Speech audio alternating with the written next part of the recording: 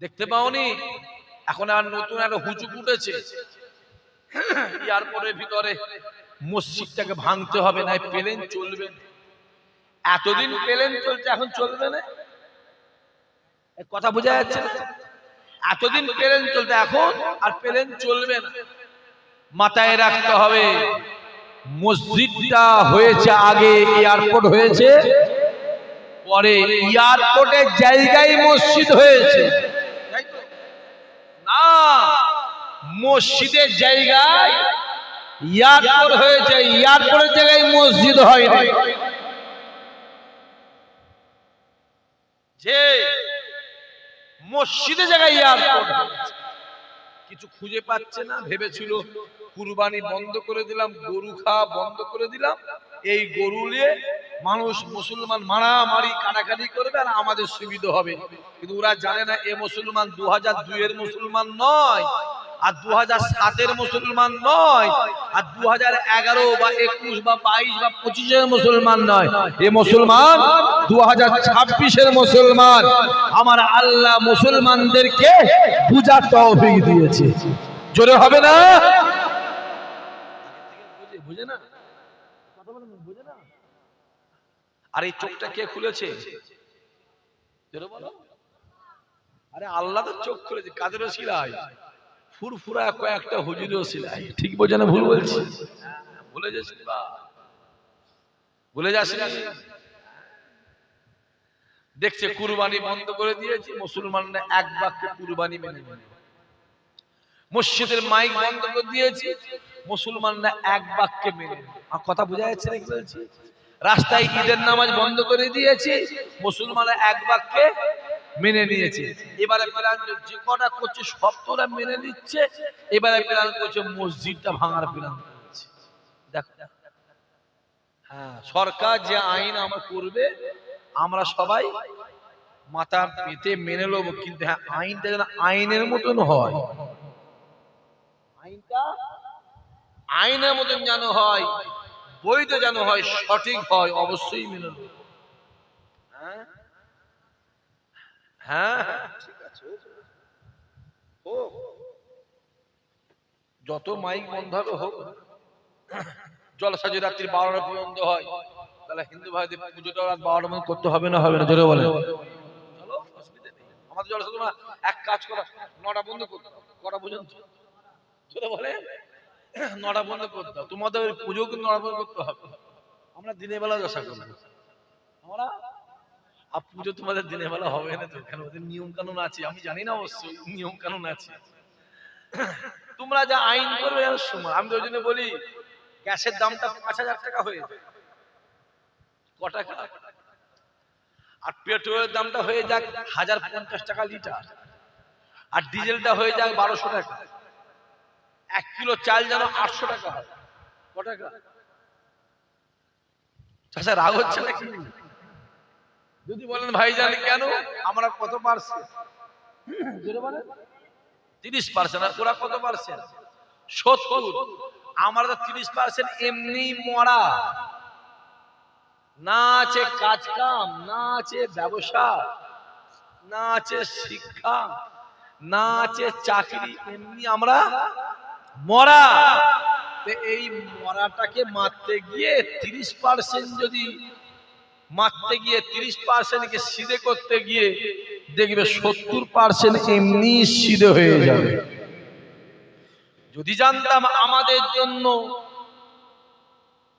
তেল 100 টাকা, ওদের জন্য 20 টাকা, তাহলে মানা যেত।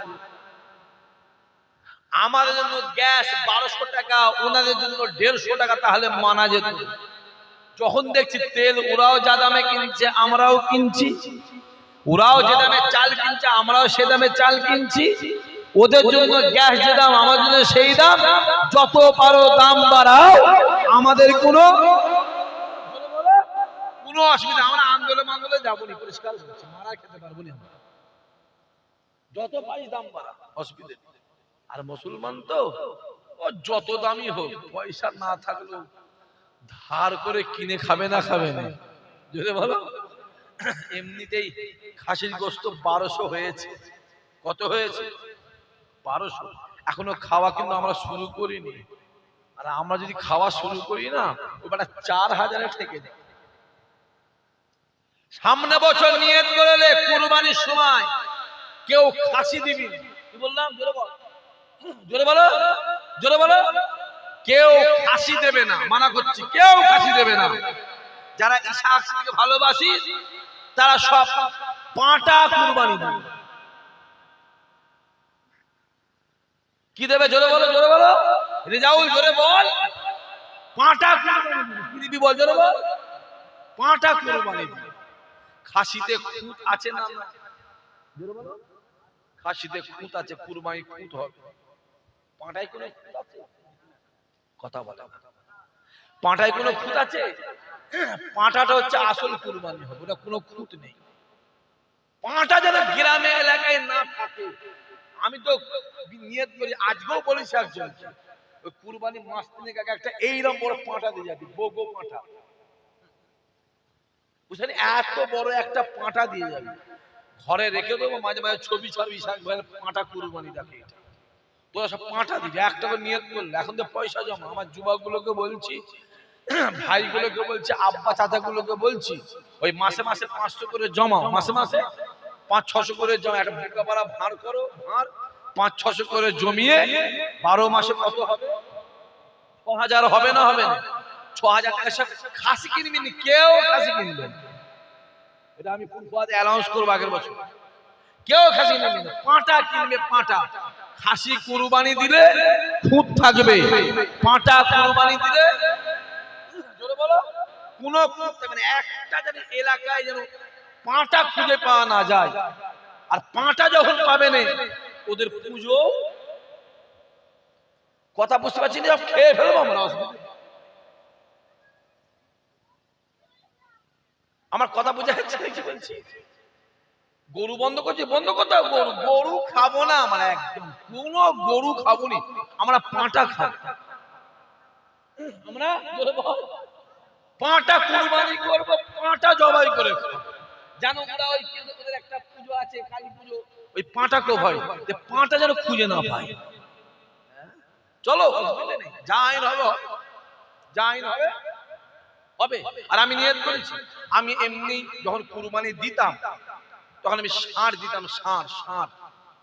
ওই যে আপনারা হেলো গরু কি বলে, হেলো গরু বলে, ওই হেলো গরুটা খুঁত আছে, ষাঁড়ে কোনো খুঁত নেই। আমি ষাঁড় দিতাম, ষাঁড়, ষাঁড় দিতাম। তা আমি এবার নিয়ত করেছি কি দেবো? পাঁটা, 4-5টা পাঁটা কিনবে, বড় বড় কিনবে, দে কুরবানি, খুঁজে না পায়। আর খাসি যদি খাওয়া আমরা শুরু করছি, খাসি আর পাবিনি, দূরবীন দিয়ে খাসি খুঁজতে হবে, দেখতে হবে। আর মুসলমান তো পয়সা যদি না থাকে, ধার করে যদি না পায়, এরা জমি বিক্রি করে খেয়ে ফেলবে। এরা জমি চলে যাক, জোরে বলো, খাওয়া যেমন করবে আমরা ঠিক তেমনই করব, কিন্তু আমরা আইন, আইন মেনে করবো, আইন মেনে চলবো। মাশাআল্লাহ। আরেকবার তাকবীর দাও তো, নারায়ে তাকবীর। সবাই একটু জোরে সোরে নারায়ে তাকবীর। মাশাআল্লাহ। আসেন, আমি যেদিকে যাচ্ছিলাম,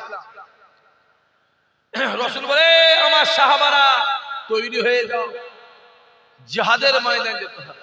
বলার সঙ্গে সঙ্গে উমারে ফারুক হুজুর আমার উলঙ্গ তলোয়ারটাকে নিয়ে রাসূলুল্লাহ সামনে হাজির হয়ে যায়।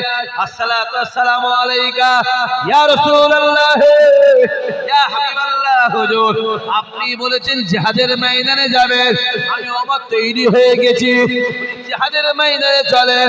আল্লাহ নবী ডাক দিয়ে বলেছিল, হে ওমর রে, যখন আমি জিহাদের ময়দানে কথা বলি, সর্বপ্রথম তুমি এসে হাজির হয়ে যাও। আমার ডাক দিয়ে বলি, ইয়া রাসূলুল্লাহ, ইয়া হাবিবাল্লাহ হুজুর, আমি আমার মনের ইচ্ছা ওই জিহাদের ময়দানে গিয়ে শহীদ হব। কেন না, দুনিয়া জমিনে যারা শরিয়াতের জন্য জান দেয়, কোরআনের জন্য জান দেয়, কায়নাতের জন্য জান দেয়, মাদ্রাসার জন্য জান দেয়, মসজিদের জন্য জান দেয়, তাদেরকে শহীদ বলা হয়। আর দুনিয়া জুড়ে যারা শহীদ হয়ে যায় তাদেরকে বিনা গোসলে কাফন পরিয়ে রক্তমাখা অবস্থায় দাফন দিতে হয়। ময়দানে মাহশারে আমার আল্লাহ পাক তাদেরকে রক্তমাখা অবস্থায় ময়দানে মাহশারে তুলবে। ইয়া রাসূলুল্লাহ, ইয়া হাবিবাল্লাহ, হুজুর, আমি আমার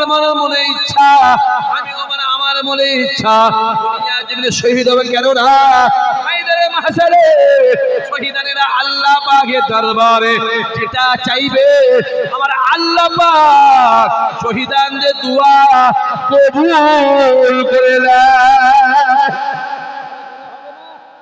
আরে জোরে হবে না, নারায়ে তাকবীর। মাশাআল্লাহ, আসে ভালো করে বোঝার চেষ্টা করে। আর এখন যা শহীদ হচ্ছে সে আর বলে কাজ নাই। মদ খেয়ে মারামারি করে মরে গেল, নাম দিচ্ছে শহীদ আব্দুর রহমান। ঠিক বলছেন ভুল বলছি? কথা বলে দেখেন। আর মুসলমান আছে যে যত মিথ্যে কথা বলবে সে তত দুর্বল, গ্রামে তত গণ্যমান্য ব্যক্তি হবে, তত বড় হুজুর হবে, তত বড় ইমাম হবে। আমার কথা বোঝা যাচ্ছে না? যে যত মিথ্যে কথা বলবে, যে যত ওয়াদা খেলাপ করবে, সে গ্রামে তত বড় মোড়ল মাতব্বর হবে।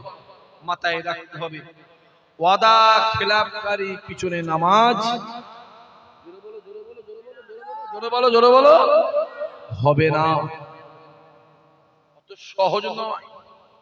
মুনাফিকের তিনটা আলামত। কটা? জোরে কও। তার মধ্যে একটা হলো ওয়াদা খেলাপকারীকে মুনাফিক বলা হয়। বেশি বুঝতে যাচ্ছে, আল্লাহ আমাদের হেফাজত করেন। আছেন খুব ভালো করে বোঝে। রাসূলুল্লাহ বসে আছে, আমার নবী ডাক দেয়, এই সাহাবা শুনে রেখে দাও, আমি রাসূলুল্লাহ বলছি। ওই আবু সুফিয়ান আর হিন্দ দুইজনের রক্ত আমি রাসূল বললাম হালাল বলে ঘোষণা দিলাম। জোরে হবে না সুবহানাল্লাহ? জোরে বলবে না সুবহানাল্লাহ? রক্ত হারাম না হালাল? জোরে বলে। রক্ত হারাম না হালাল? হারাম। যদি হারাম রক্ত হয় তো গায়ে থেকে রক্ত রয়েছে, নামাজ হবে কি করে?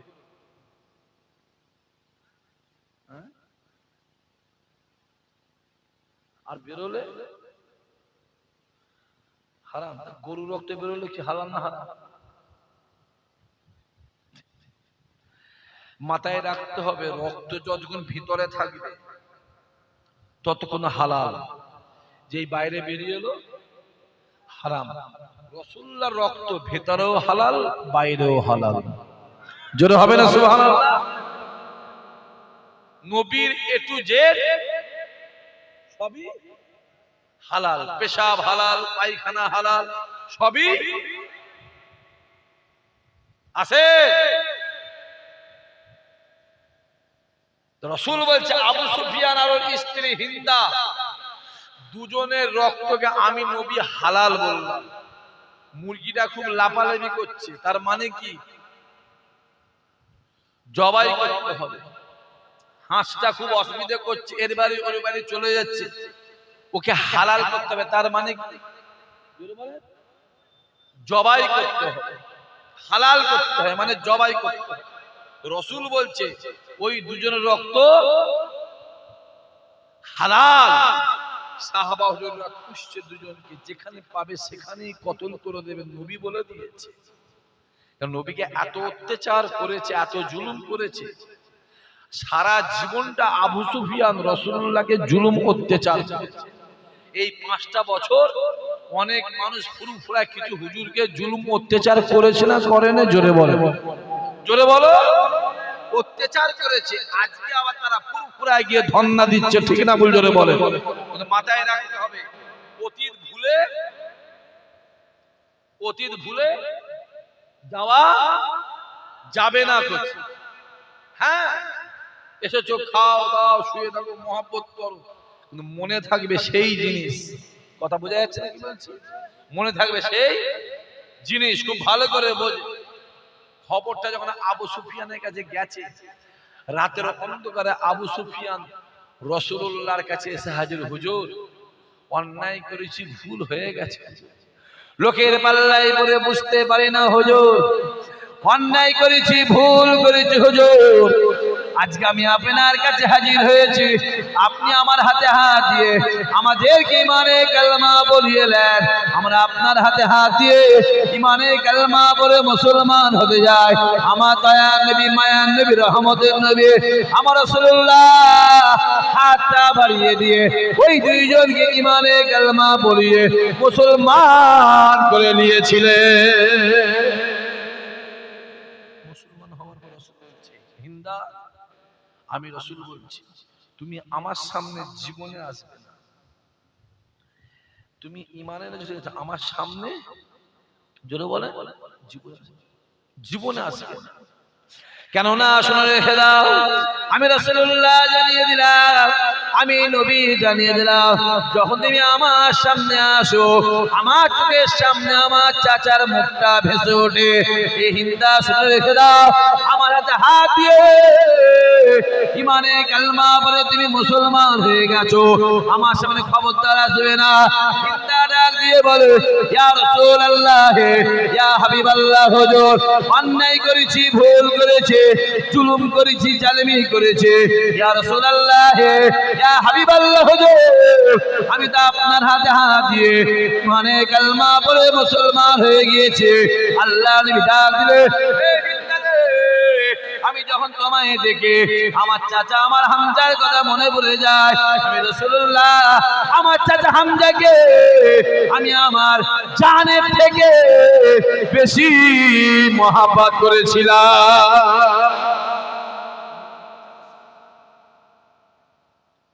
তোমাকে যখন আমি দেখি, আমার মনে আছে যুদ্ধের ময়দানে যখন আমার চাচা হামজা শহীদ হয়ে যায়, উহুদের ময়দান শহীদ হয়ে যায়, তুমি ছুটে এসে বুকের উপরে উঠে এই হাতটা দিয়ে, এই নখটাকে দিয়ে বুকটাকে চিরে কলিজা বার করে চিবিয়ে চিবিয়ে চিবিয়ে চিবিয়ে খেয়েছিলে। আমি যখন তোমাকে দেখি, ওই দৃশ্যটা আমার চোখের সামনে ভেসে ওঠে।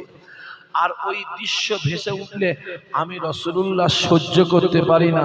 তুমি আমার সামনে আসবে না। যুবক, মাথায় রাখতে হবে, ভালো করে বুঝতে হবে, অতীত ভুলে গেলে